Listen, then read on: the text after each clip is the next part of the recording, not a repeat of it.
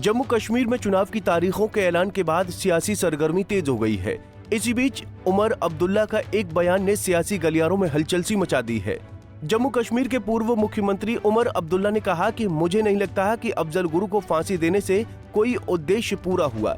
उमर अब्दुल्ला के इस बयान से नया राजनीतिक विवाद खड़ा हो गया है। उन्होंने कहा कि 2001 के संसद हमले में दोषी अफजल गुरु की फांसी से कोई उद्देश्य पूरा नहीं हुआ। उन्होंने ये भी कहा कि अगर इसकी जरूरत होती तो जम्मू कश्मीर सरकार अफजल गुरु की फांसी को कभी मंजूरी नहीं देती। न्यूज एजेंसी ANI से बात करते हुए नेशनल कॉन्फ्रेंस के उपाध्यक्ष उमर अब्दुल्ला ने स्पष्ट किया कि अफजल गुरु की फांसी में जम्मू कश्मीर सरकार की कोई भागीदारी नहीं थी और कहा कि इससे कोई उद्देश्य पूरा नहीं हुआ। मैं नहीं जानता कि उसे फांसी देने से कोई उद्देश्य पूरा हुआ। अब इस बयान के बाद सियासी सरगर्मी तेज हो गई है। आगे सुनिए उमर अब्दुल्ला ने क्या कहा। When it came to the IC 814, then also when your father objected to it, similar kind of situations happened when you were chief minister, when not a hijacking, but there were several instances where militants were caught, they were put in jail. There were times when hangings happened of of that, and I can't say Afzal Guru happened in your time. You faced the blowback. Or your state faces the blowback and you are... See, my unfortunate thing was that the J&K government had nothing to do with Afzal Guru's execution. Otherwise, you would have had to do it with the permission of the state government, which I can tell you in no uncertain terms would not have been forthcoming. Why? It wouldn't have. We wouldn't have done it. I don't believe that any purpose was served by executing him. I don't. Do you believe in capital punishment? No. No. No. इस बयान के बाद BJP के नेता उमर अब्दुल्ला को घेरने में कोई कसर नहीं छोड़ रहे हैं। रक्षा मंत्री राजनाथ सिंह ने जम्मू कश्मीर के रामबन में नेशनल कॉन्फ्रेंस के नेता उमर अब्दुल्ला के उस बयान पर निशाना साधा है। रक्षा मंत्री राजनाथ सिंह ने कहा कि मैं उमर अब्दुल्ला से पूछना चाहता हूं कि क्या हमें अफजल गुरु को सार्वजनिक रूप से माला पहनानी चाहिए। रक्षा मंत्री ने आगे क्या कहा, सुनिए। अभी मैंने सुना कि नेशनल कॉन्फ्रेंस के लीडर उमर अब्दुल्ला साहब ने क्या कहा है, अफजाल गुरु को फांसी नहीं होनी चाहिए। अफजाल गुरु को यदि फांसी नहीं होनी चाहिए थी, क्या उन्हें सार्वजनिक रूप से माला पहनाया जाना चाहिए? क्या किया जाना चाहिए? इस सवाल का मैं आपसे जवाब चाहता हूं। यहाँ के विकास को देखकर POK के लोग कहेंगे कि अब हम पाकिस्तान के साथ नहीं रहना चाहते, हम भारत के साथ जाना चाहते हैं। मैं POK के लोगों से कहना चाहता हूं, पाकिस्तान के लोग आपको फॉरेनर मानते हैं, आपको विदेशी मानते हैं, लेकिन भारत के लोग आपको विदेशी नहीं मानते हैं। POK के लोगों को हम अपना मानते हैं। आइए हमारे साथ आइए। अभी मैंने सुना कि नेशनल कॉन्फ्रेंस के लीडर उमर अब्दुल्ला साहब ने क्या कहा है, अफजाल गुरु को फांसी नहीं होनी चाहिए थी।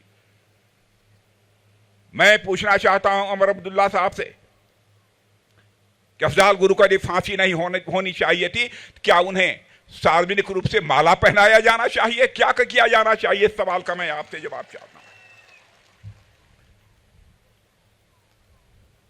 और ये लोग कहते हैं हम फिर से 370 को बहाल करेंगे। बहनों भाइयों, यहां पर 5 सालों में आपको जानकर खुशी होगी, शायद आंकड़ों की जानकारी आपको नहीं होगी। 40,000 की भर्तियां हम लोगों ने की है। 40,000 की भर्तियां की हैं।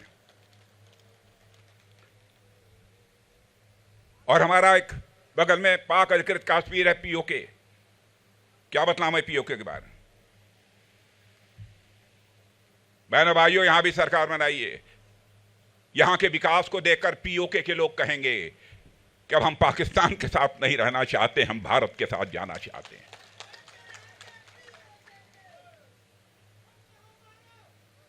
और मैं आपको यह जानकारी देना चाहता हूं, अभी हाल में ही एक हलफनामा कोर्ट में देते हुए वहां के एडिशनल सॉलिसिटर जनरल ने यह कहा कि POK ये फॉरेन लैंड है। मैं POK के लोगों से कहना चाहता हूं, पाकिस्तान के लोग आपको फॉरेनर मानते हैं, आपको विदेशी मानते हैं, लेकिन भारत के लोग आपको विदेशी नहीं मानते हैं। POK के लोगों को हम अपना मानते हैं। आइए हमारे साथ आइए। जम्मू कश्मीर में 3 चरणों में चुनाव होने वाले हैं। पहले चरण में 24 सीटों पर 18 सितंबर को मतदान होगा, वहीं दूसरे चरण में 26 सीटों पर 25 सितंबर को और तीसरे चरण में 40 सीटों पर 1 अक्टूबर को वोटिंग होगी। चुनाव के नतीजे 8 अक्टूबर को घोषित किए जाएंगे।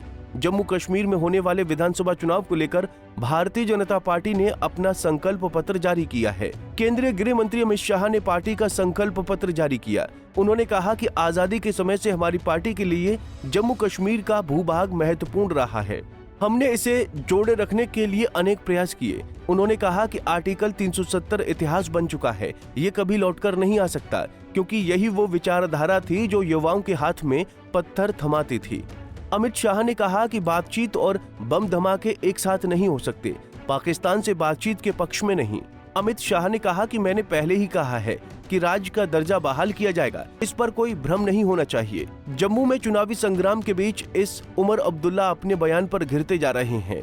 इस बयान के बाद बीजेपी के तीखे वार कम नहीं हो रहे हैं। अब इस बयान से नेशनल कॉन्फ्रेंस को जम्मू विधानसभा चुनाव में कितना नुकसान होगा, ये तो वक्त ही बताएगा।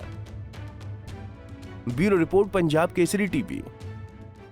हमसे जुड़े रहने के लिए हमारे YouTube चैनल को सब्सक्राइब करें और नई वीडियो की नोटिफिकेशन के लिए बेल आइकॉन को दबाएं।